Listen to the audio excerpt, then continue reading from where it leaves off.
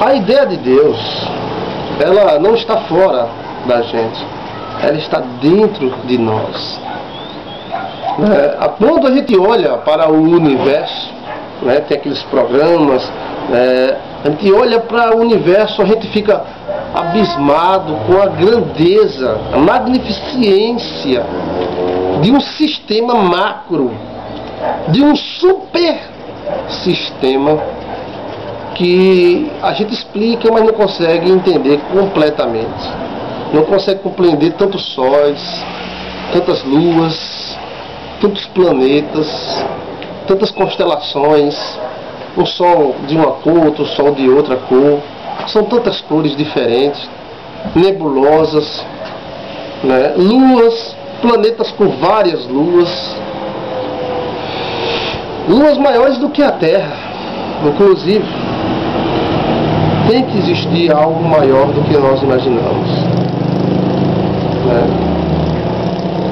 E quando a gente mergulha na nossa vida, no nosso planeta, a gente vai para seres insignificantes, como uma formiga, por exemplo, que tem uma ciência, que sabe quando vai chover, que sabe qual é a roça que corta, ela sabe qual é o seu predador, quem é que vem destruí-la, ela sabe cavar o seu buraco da forma certa que não entre água.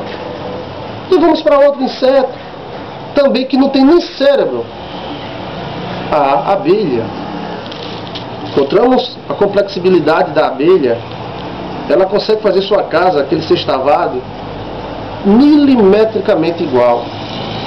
São iguais. Feito com saliva e algumas partes de plantas.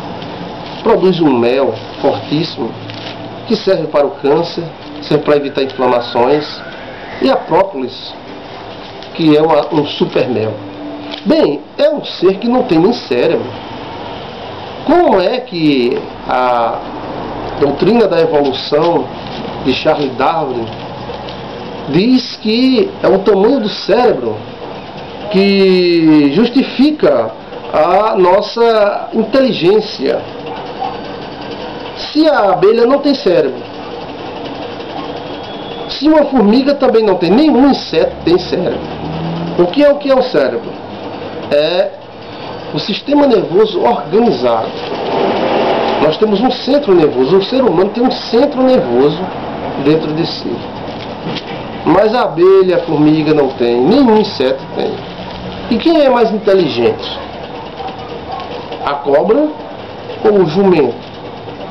Agora veja o tamanho do cérebro de um e o tamanho do cérebro de outro. Mas agora vamos para o homem, o ser humano, o bonzão, o sabidão. Quem é mais inteligente, o homem ou a mulher? Porque existe uma diferença de algumas gramas entre o cérebro feminino e o masculino. Se você pegar um homem da mesmo peso, mesma altura, tudo direitinho, uma mulher do mesmo jeito, o cérebro dela tem gramas menos a menos. E quem é mais inteligente, o homem ou a mulher? Não é o tamanho do cérebro que determina a nossa inteligência. As teorias são tantas e são aceitas por alguns que estão doidinhos, como diz aqui no Nordeste, doidinho, para achar alguma coisa que descarte essa ideia de Deus. Mas não dá para descartar, porque Deus também está no coração da gente. Dentro lá do profundo do meu coração e do seu coração também, nós encontramos a ideia de um ser superior. Mesmo que a gente não seja religioso, não seja cristão, não tenha religião, a gente sabe que existe algo maior do que essa vida. E essa vida seria tão chata se fosse somente a essa existência tão pequena e tão fraca e que passa tão rápido. De repente a gente está velho, Parece que foi ontem que eu tinha 15 anos, Parece que foi ontem que eu entrei no seminário e de repente o tempo passa. O tempo passa rápido, muito rápido. Aí vai um recado para você que é jovem: semeie o máximo que você puder, porque o tempo passa muito rápido e nós voamos, E depois? Depois, acabou não. Eu tenho certeza no meu coração, e você tem certeza também.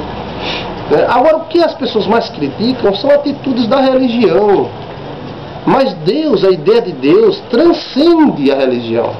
Como citamos na primeira palestra, povos inteligentíssimos acreditam e acreditavam em Deus. Não citei os chineses, que tanto admiro, que são os pais que criaram o vidro, a porcelana, a borracha, a pólvora. Ou seja, as invenções chinesas, os chineses são os grandes inventores do mundo. Há quem diga que eles inventaram a obturação de dentes, a acupuntura deu o princípio da medicina. Ou seja, o grande povo chinês, grande em todos os sentidos. Esse povo, eles acreditam na existência de um Deus. Mas nós não podemos associar a existência de Deus às nossas políticas de convívio, às nossas religiões e alguns religiosos que houveram na história com suas crenças absurdas e assassinas. Por isso que em alguns países existem ateus terríveis, porque eles olhavam para a história da igreja e viam os moídos, da igreja, os assassinatos e tudo mais. Então eles, não, isso aí não pode existir. Mas Deus não é nossa propriedade. Não é a propriedade dos crentes, dos evangélicos, dos católicos, dos reformadores. Não é propriedade dos judeus. Deus não é propriedade dos judeus. Os judeus fizeram um acordo com Deus. Mas Deus sempre foi de toda a humanidade, de todos os seus filhos. Agora os homens utilizaram o nome de Deus para fazer algumas misérias nesse mundo, algumas catástrofes nesse mundo, utilizando o nome de Deus para alguns interesses pessoais dele. E até hoje acontece isso. Algumas religiões do mundo chegam num país e colocam a sua doutrina, e quem não segue a sua doutrina eles matam. Até hoje tem religião assim.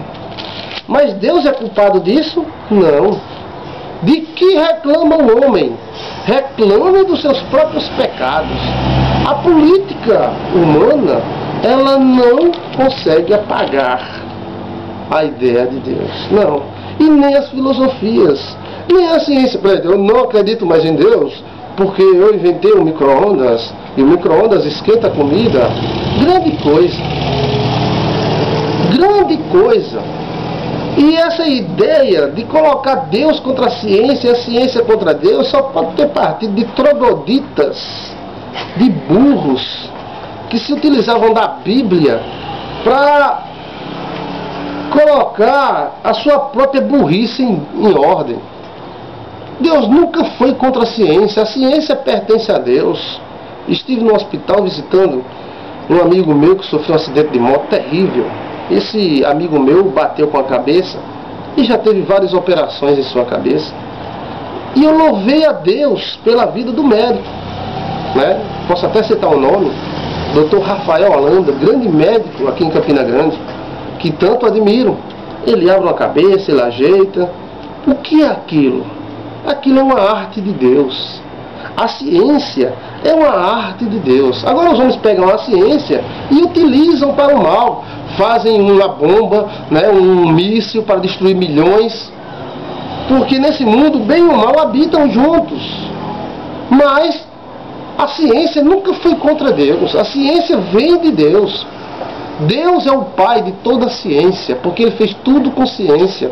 E a Bíblia diz: quem compreenderá as ciências de Deus, as ciências do Altíssimo? Deus é maravilhoso. Aonde que você vê Deus? Eu vejo Deus e vejo a sua ciência quando um médico opera uma cabeça de um homem, quando uma criança nasce, com toda a perfeição. Vejo Deus numa plantinha, balançada pelo vento, que se alimenta da água e do sol. Vejo a mão de Deus numa borboleta que voa, que é um ser tão insignificante para nós, mas quando a gente vai estudar, tão complexo, feito com tanto carinho, com tanto amor. Para muitos, o Deus de muitos é o acaso. Ah, porque surgiu tudo por acaso, a abelha surgiu por acaso, o homem surgiu por acaso, os planetas surgiram por acaso, o oxigênio surgiu por acaso, de repente deu na telha assim, uma casa surgiu, tal. Então Deus dessas pessoas é o acaso. Né? É o acaso. Existe algo maior. A nossa prepotência como ser humano é muito grande, mas a cova acaba com toda a prepotência humana. E todos os seres humanos é falíveis. A ideia de Deus nos protege do absurdo. E o acaso não existe, porque o nosso Deus é o Deus que criou os céus e a terra. E Ele habita, sabe aonde Ele habita? No teu coração. Ele está aí, deixa Ele entrar, deixa Ele fazer o que Ele quer, porque tudo que Ele quer é bom.